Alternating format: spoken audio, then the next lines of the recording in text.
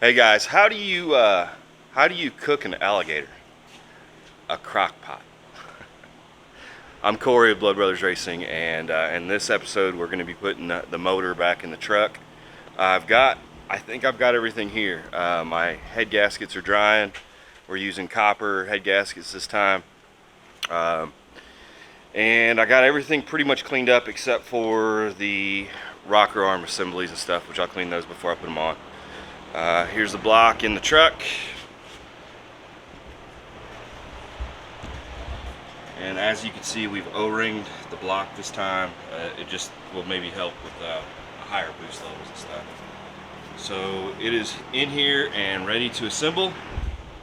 So how about you guys follow along and enjoy this video.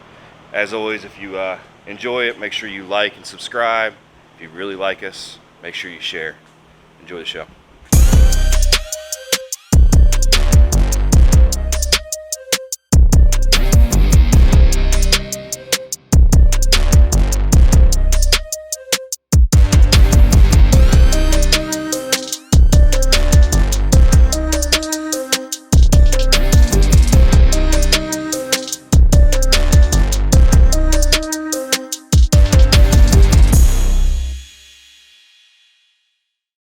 Alright guys, instead of boring you with the time-lapse putting this thing together, besides that I just didn't do the time-lapse.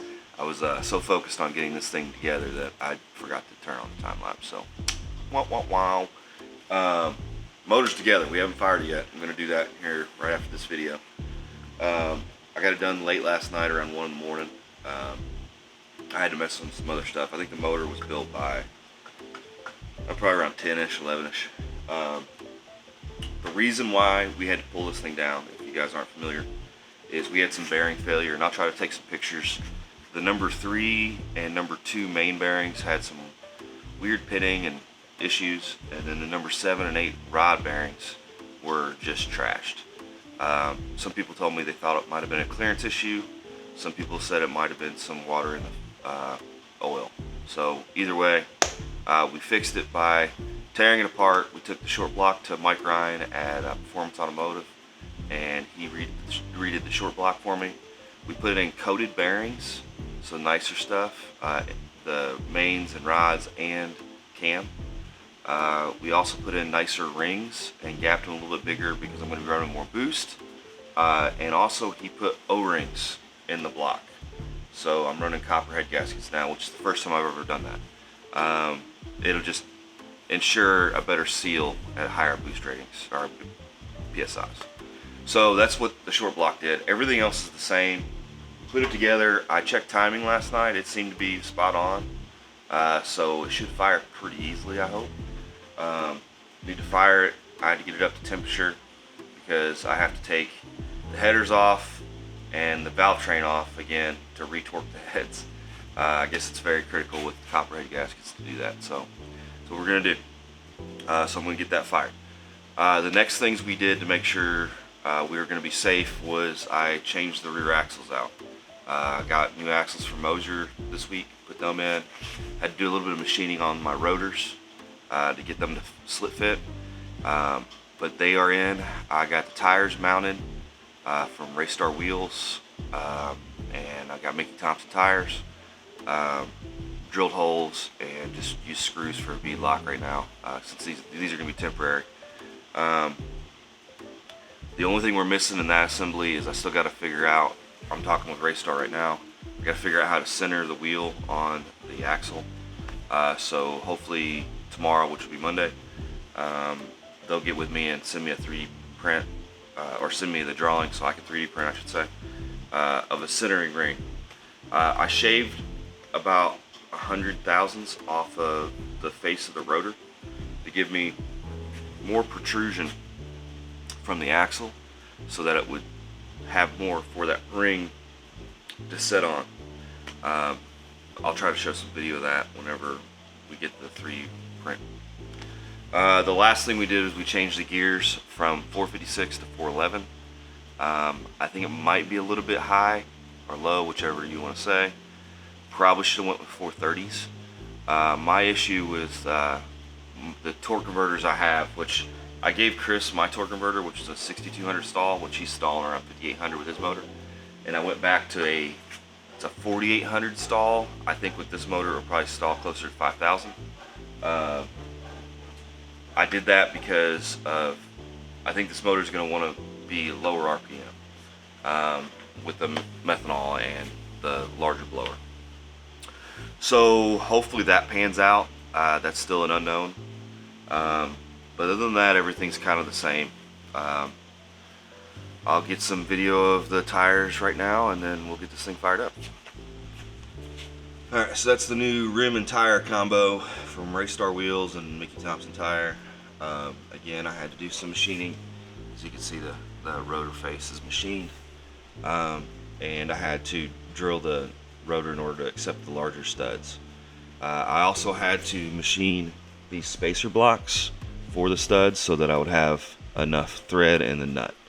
So once that centering ring's on, we should be good to go. Lastly, which you can't really see it, but I changed the rear gear again to 4-level. All this has been put back together. Oh, and I got my 10-gallon tank put in. So I used to have that little 4-gallon, now it's a 10-gallon. Me and Olivia had to struggle last night to try to get that thing to seal up. That little bulkhead fitting was a nightmare. Got it sealed up. Gonna put some more fuel in it, and we're gonna get this thing fired up. Alright, Debbie is going to help me get this thing fired up. She's basically just gonna be there to shut it down if things go wrong, or you know, just to hit the button to get it started, because I need to check the timing when it finally initial fires. So, you ready, Debbie? Yep. Alright, well, this is gonna be loud, and it's probably gonna make our eyes bleed again. Yay. Alright, let's get it fired. Alright, let's go over a few basics. If I do this, it means cut the ignition. Okay? If I do this over here, it's going to be turning the fuel off. So how this operates is fuel, what? No, that means kill it quick. I can do this to turn the fuel off. So how this operates is the ignition will be on and the fuel will be on as you're firing. Once it's fired up off the electric fuel pump, you can turn the fuel off and then it's on. Speaking of which, I don't even have the mechanical pump on yet. So good thing we're talking about this. Let me get this mechanical pump put on.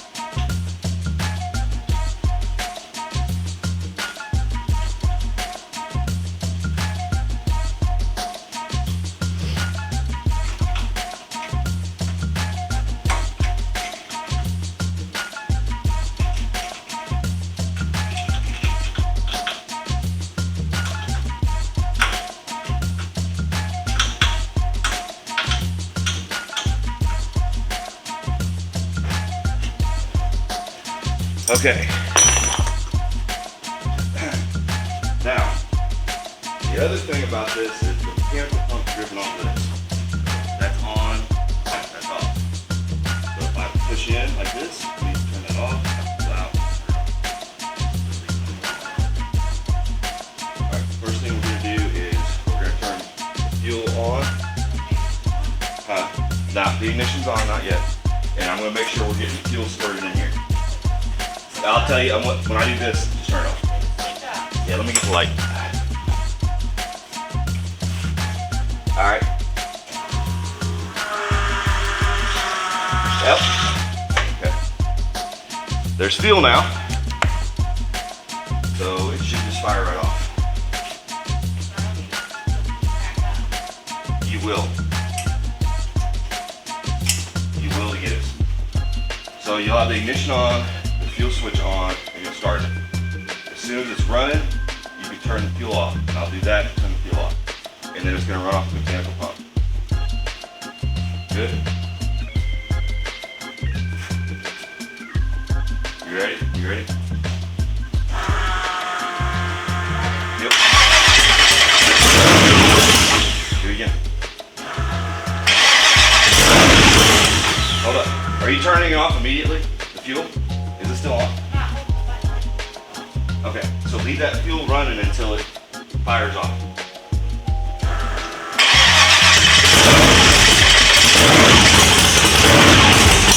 All right, stop.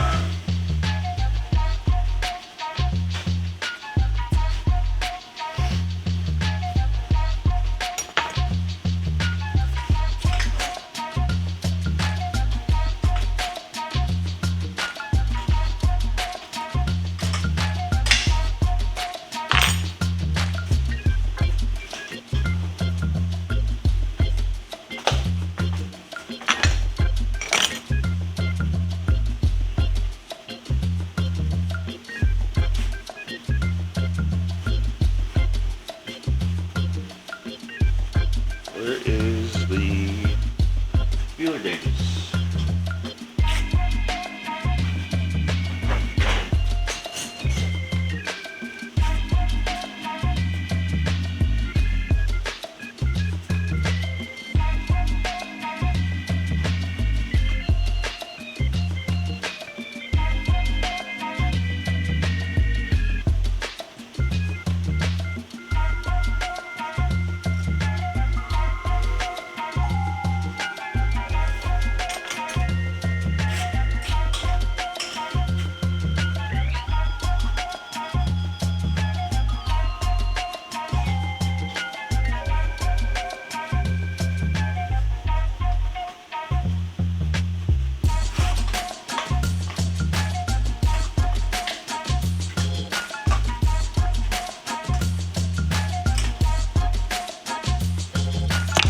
Left fire.